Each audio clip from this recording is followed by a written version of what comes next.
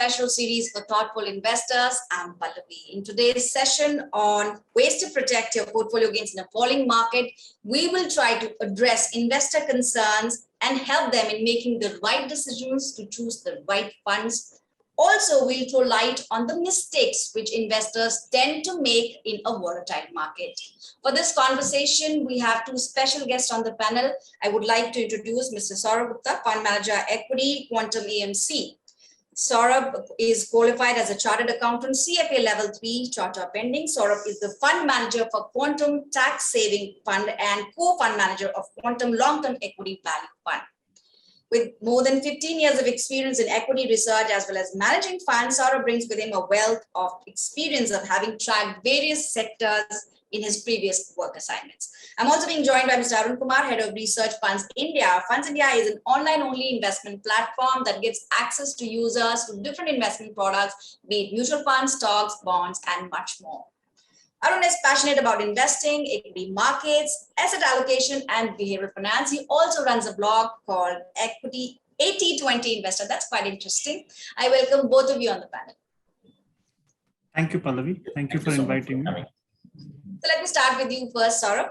My first question would be, we're talking about how to protect the gains in a portfolio, what to do in a volatile market, but the most important question that comes to mind is what actually is an ideal portfolio? Or in fact, is there something called as an ideal portfolio? Because there would be different factors that will define or impact what a portfolio should be for an investor.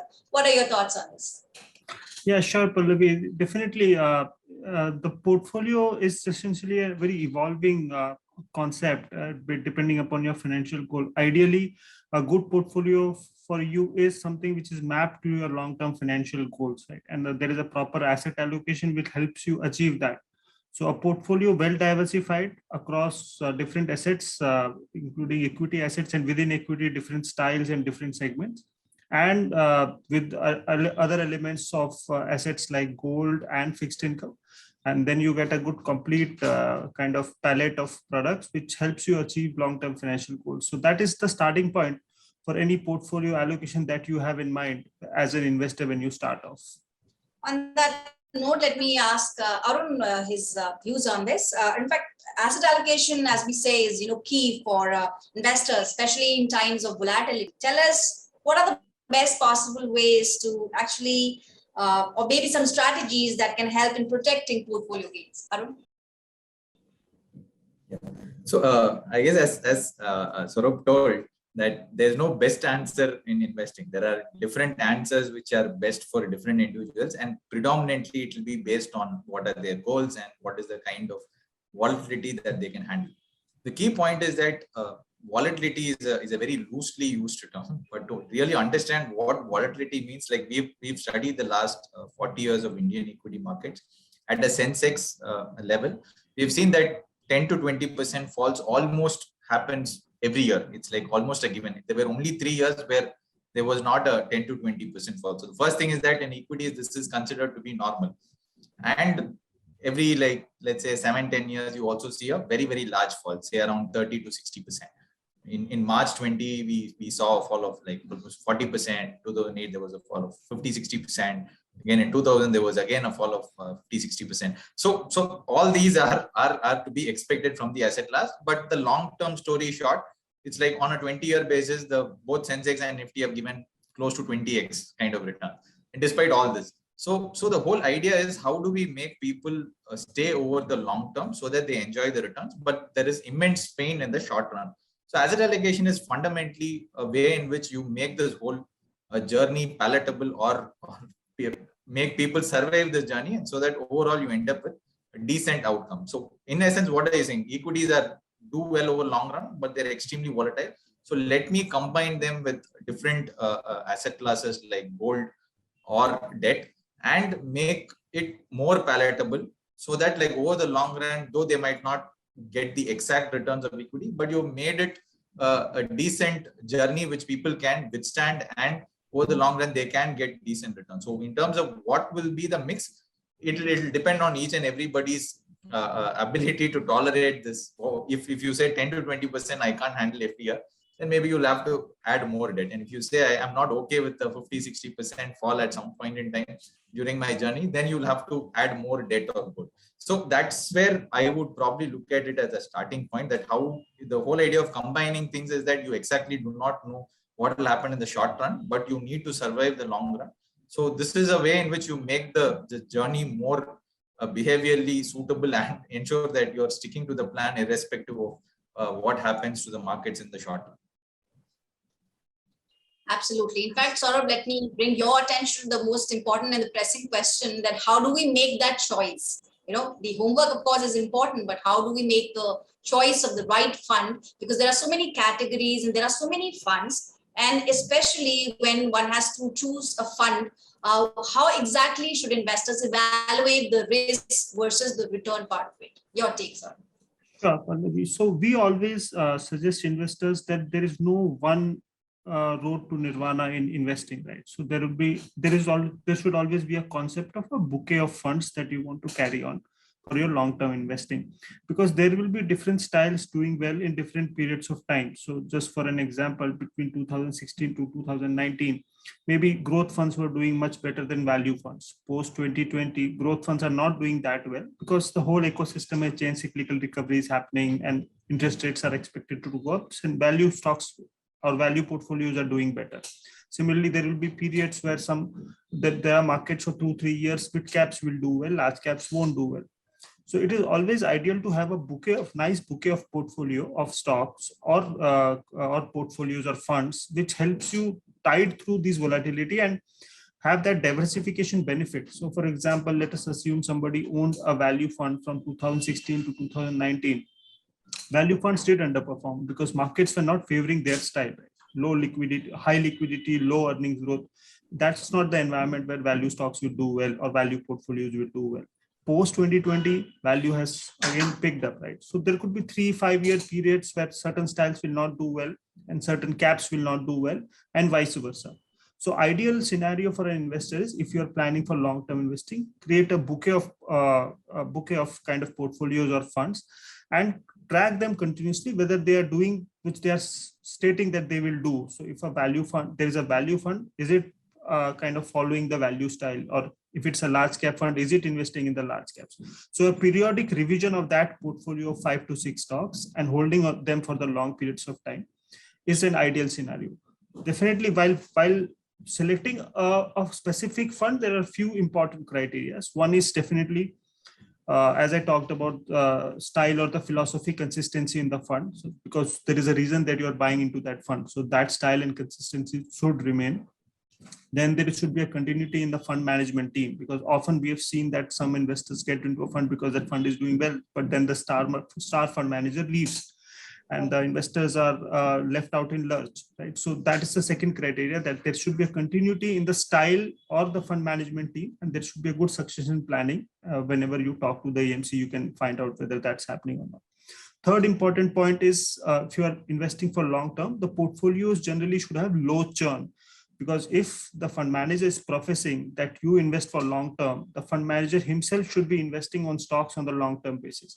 So the fund should have low churns on their portfolios. And the fourth point is low expense ratios, because expense ratios do matter over long periods of time. So these are 3-4 factors while choosing a specific fund, but definitely a bouquet of fund is always advisable to investors when we are investing for long term financial goals. Absolutely. In fact, Saurabh, you brought in a very important perspective to the whole conversation of monitoring the portfolio, because different funds or different category of funds perform differently in different cycles. So Arun, I also want to take your view on this in terms of evaluation and the portfolio monitoring part. What are your views? Yeah, so in terms of how we construct portfolios, it's a very similar thing like what Saurabh was mentioning, that different investment styles, while most of them perform well over long periods of time, in the shorter period, different styles perform they have their different cycles. So at one point in time, as he told, value would have done well, and then quality does well. Now quality is, so you have these different cycles. So what we have essentially done is we use a portfolio construction approach called the 5-finger strategy, where in essence each and every finger represents a particular investment style or approach, which is proven to work not just in India but but globally across. So what we essentially do is we do a mid and small cap, which represents the little finger, and then the quality approach comes as this finger, and then the middle finger would represent a contrarian or a value style, and the pointing finger would represent the growth or growth at reasonable price style, which most Indian AMCs seem to follow.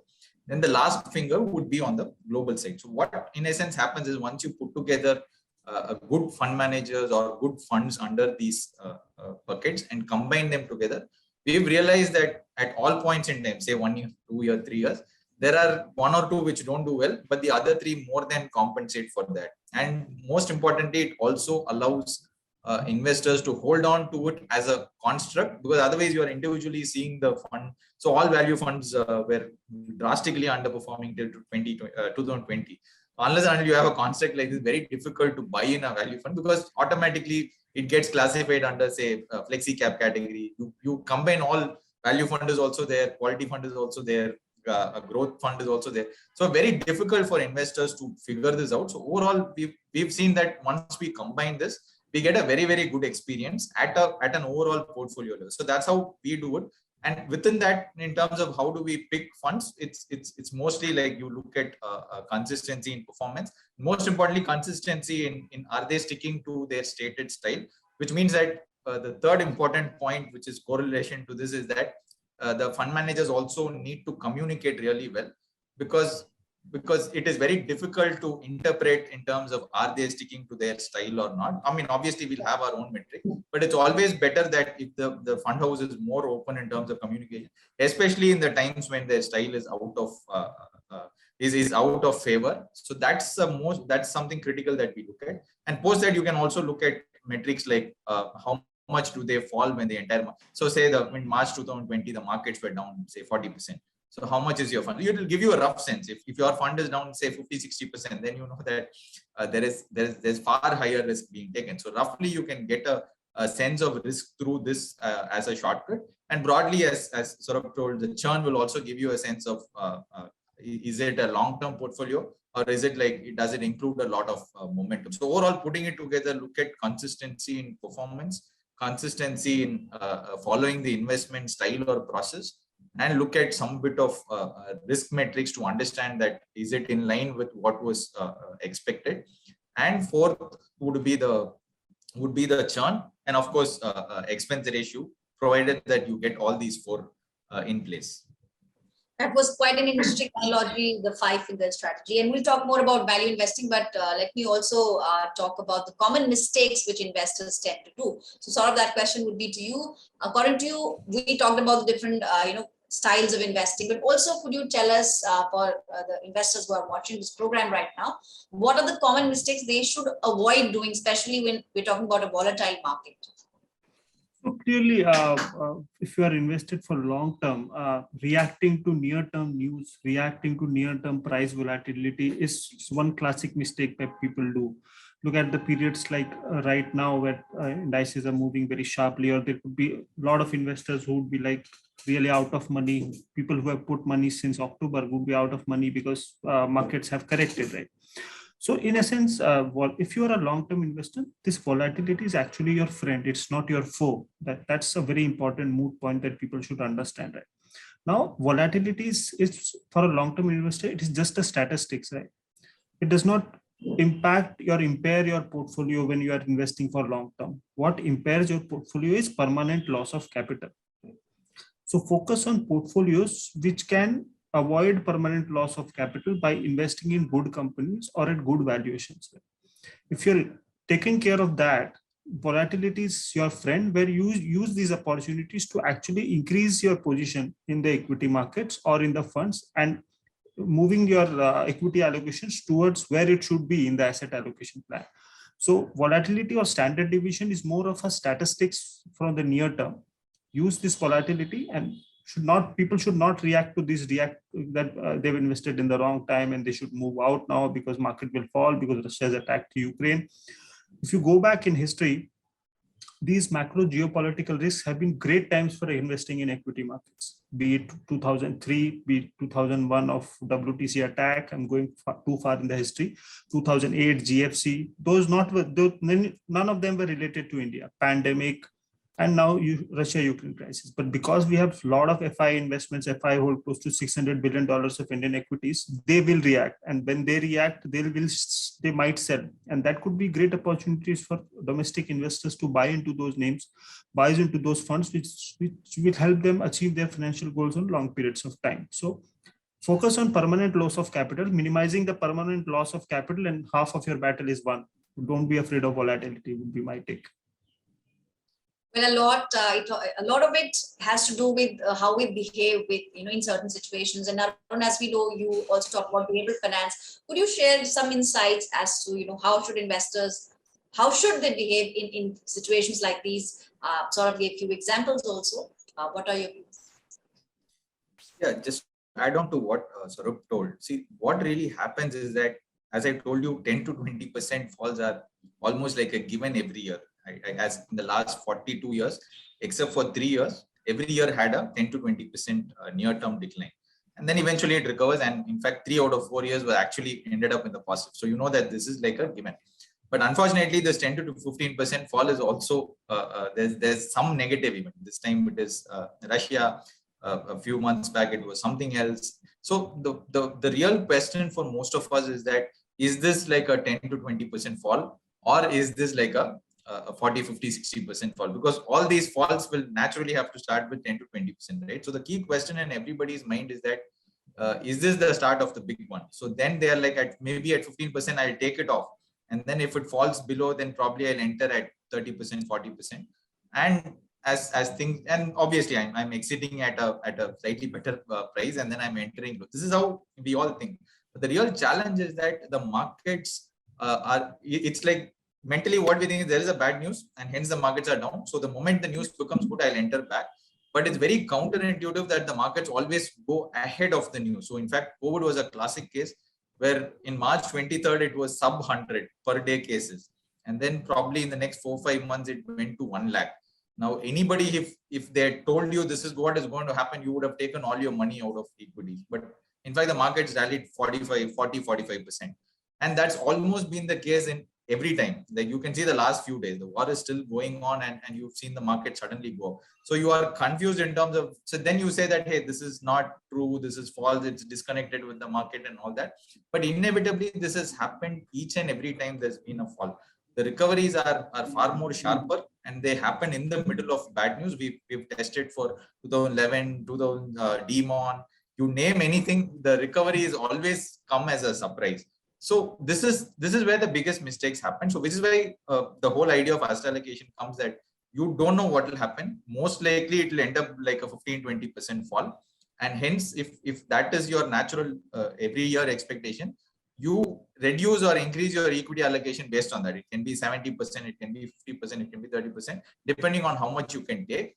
And on top of it, you also be prepared that once in a while there'll be a 50-60% fall which will come. It's very, very difficult to preempt which is the 10 to 15 or 10 to 20% fall which will become that. Maybe you can add some layer of valuation, sentiment, earnings growth indicators, and try to get a gauge of it. But my sense is it's very, very difficult to actually practically execute it. So I would say that just getting it rebalanced every year for a plus or minus 5% deviation will more or less do the job for you, and to not to worry too much on the 10 to 20% falls. Inevitably something will go wrong at some point then, but like every year you will have at least 2-3 events. So if you try to come out and come in for each and every year, you will definitely make a lot more mistakes than actually missing out on the main one. So my sense is that's why you start with asset allocation and simply keep rebalancing, and over a 10-year period you will get a very, very decent outcome. I was about to come to asset allocation and the way it helps in hedging all these losses. So Sorbh, I'll come back to you. Most importantly, you might have a bias towards equity, but then when we talk about asset allocation, could you help us understand how much and where and how to go about it? Because most importantly, as we're talking about the different asset classes, we also want to understand from you How can investors explore these asset classes for diversification, not just against the short-term volatility, but also inflation? So, Yeah, sure, Pallavi. So look, the case in point is the year 2020. That gives you a classic example of how diversification will help your portfolio. So from Jan to March, equity markets, as Arun told, fell by 40%, right? Gold was up close to 10%, right? If you were 100%, if your portfolio were 100% equity, you would be down 40%, right? From March till December, equity went up by 45%, but gold was stagnant, right? So a mix of different asset classes always helps. Now coming back to asset allocation of how we advise it. Uh, so asset allocation is generally very personal. It needs to be customized on person's intent to take risk or ability to take risk. But if I give you a kind of a broad framework, we generally advise investors to have a framework what we call is 12-80-20. So whenever you are kind of starting to create an asset allocation plan, first of all, you start with 12 months of monthly expenses that you incur in next 12 months. That money is to be kept very safe in a very safe liquid fund or a fixed deposit. That money is not to be taken for volatility or taking risk, right? So that is your emergency corpus, where if you have a problem of job losses or medical issues and other things, you can tap into that fund. So 12 months of monthly expenses need to be kept away from your any long-term investment plan. Second step is having a inflation beating plan. So there is one asset class which stands out, which beats inflation, that is equities. So if you are looking to invest for long terms, once you remove that 12 months of expenses, whatever remains, 80% should go into equities. Now within equities, as I told you previously, you have to create a basket. So maybe a value fund, which is generally a little less riskier and have a lot of focus on capital preservation, should be your anchor allocation, close to 15 to 20%. Around that, you can create a bouquet of investments, which is mid caps, small caps, or different styles, growth, quality, whatever. And then you create that basket and you kind of monitor it over a period of time. And the third basket is gold. Gold is essentially is an insurance of everything going wrong in the world. So that the way it happened in pandemic, the way it's happening right now. So I think 20% allocation goes to gold. So that could be a broad framework where people can start off to understand how asset allocation works. And then definitely depending upon person's ability to or intent to take risk, you can readjust those allocations. So this would be the starting point if somebody wants an asset allocation to start with. Sure. In fact, any conversation about equity investments won't be complete if we don't talk about global markets like the US. So Arun, I just want to take a quick reaction from you or your views probably about global funds. I mean, how do they help? How can they help in diversification? And at this point in time, when we're talking about volatility, not just in the Indian markets, but overall in the global markets as well, what is your view on global funds? Yeah, see, broadly, the idea of equity investing is that you want to become owners of good companies across the world. So technically, just because we are born in India, we don't need to say that good companies are available only in India. So the whole idea is that if good companies are available across the world, how do I get access? Like 10 years back, probably this was there were very, very few options. But now you almost have a gamut of options where you can pick any country or any global fund. And I think it will only keep increasing. So suddenly Indian investors have access almost like any other good global investor. So we think global investing makes sense, not purely from a return point of view. It may or it may not work. The idea is to just say that, hey, good companies also exist there. And over a long period of time, they will also do well. But do not start comparing and then say that in the last 5-10 years, global funds have done really well. And that's the reason why I will put it. Well, let's say Indian equity markets do really well over the next 5 years and the global funds don't perform, then you don't take it out. The whole expectation should be that there will definitely be a point where over 3 or 5 year periods, it will underperform Indian equities. And there'll also be 5-year periods where the global markets will do it. So whole idea is that if I'm not too dependent on only one country, but I also have good companies which are based out of good global companies, say Amazon, Google, or Zoom, through which we are doing the con call. So we want access to all good global companies. And so, but the whole key point is that let returns not be the primary starting point. But the idea is that if something goes wrong here, can that adjust? Can the global exposure adjust? And if something goes wrong there, can my domestic equity exposure adjust to it? So it's purely from a diversification point. We do not know exactly what will do well at what point in time. And that's the whole idea of combining all of them together. But we are definitely in for global diversification. Sure. In fact, sort of we saw a plethora of global funds coming up in the last 1 year or so. Any observations that you may have about investment trends, be it value versus growth investing or active versus passive? Any kind of trend that you've noticed and you would like to share here? Yeah. So clearly, passive is something which has created a lot of noise, and definitely it has gained market share across the world. But within India, we believe that markets are still very inefficient. And for an extra fee, I think active funds will still continue to perform better and give better returns to Indian investors. I think Indian markets are still inefficient, and good smart portfolio teams and good smart fund management and research teams can still generate that alpha, which can help you achieve that kind of returns by selecting better companies at better valuations. So I believe it's still 10 years away where passive will totally take over or may take over in terms of returns, or it will be like 80% of the funds will underperform passive, which is happening in maybe developed markets. But in the markets like India, it's still some time away. That's the point on passive and active. On value versus growth, since we manage value, we'll always be biased towards value. But definitely, look, what happens is one should understand under what circumstances, which style does well. So generally what happens is when there is a lot of liquidity, and I was trying to answer a question, I highlighted those points. When there is a lot of liquidity around, but there is low growth, only few companies do well, which are chased by a lot of liquidity. So what happens is very few companies which are expensive become more expensive. As a value manager, if somebody is looking to buy into those companies which have margin of safety, they will not get those kind of companies, and portfolio tend to underperform. Now, in an environment when there is a cyclical growth that is happening on the economy side, where there is an earning upgrade cycle which is catching up, and stocks are doing well because the earnings are going up and not because of liquidity. And the cost of money essentially is going up. So it is difficult to justify a high PE because the present value of cash flow changes much more. It has much more sensitive to interest changes if the PE multiples are high. In that kind of environment where cost of money is where it should be and it's moving up, plus there is an earning upgrade cycle going up, cyclically things are looking better, value funds tend to do well.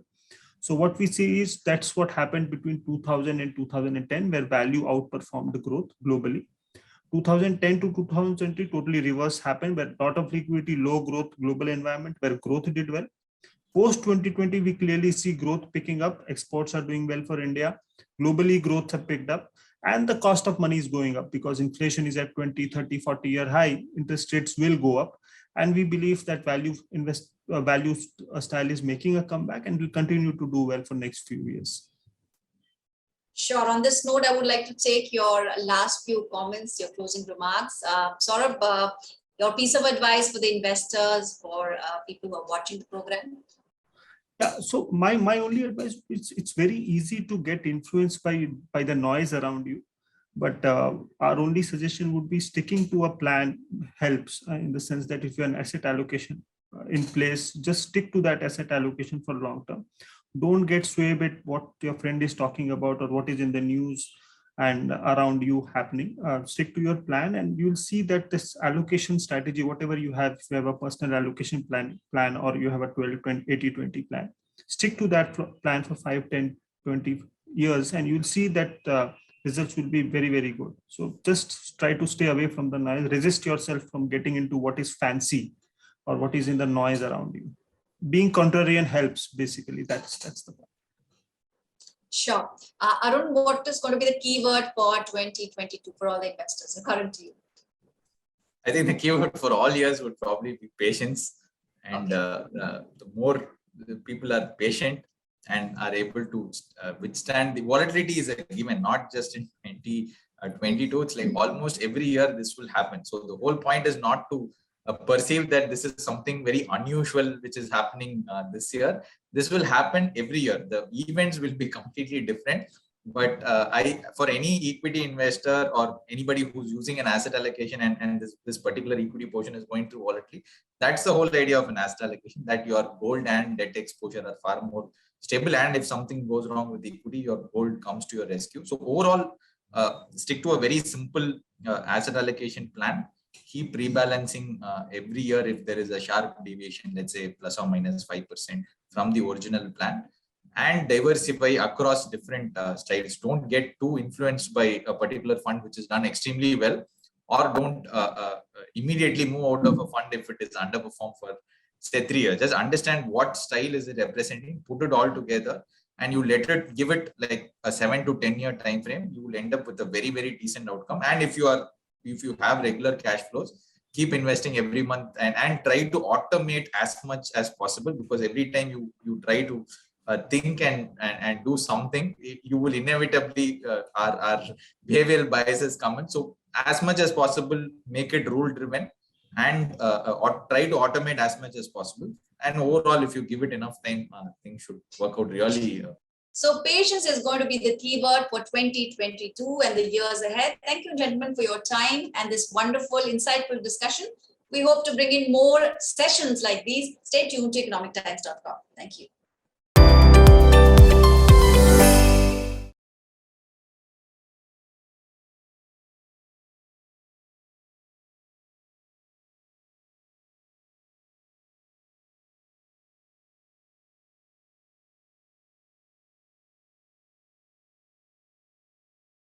Mutual fund investments are subject to market risks. Read all scheme-related documents carefully.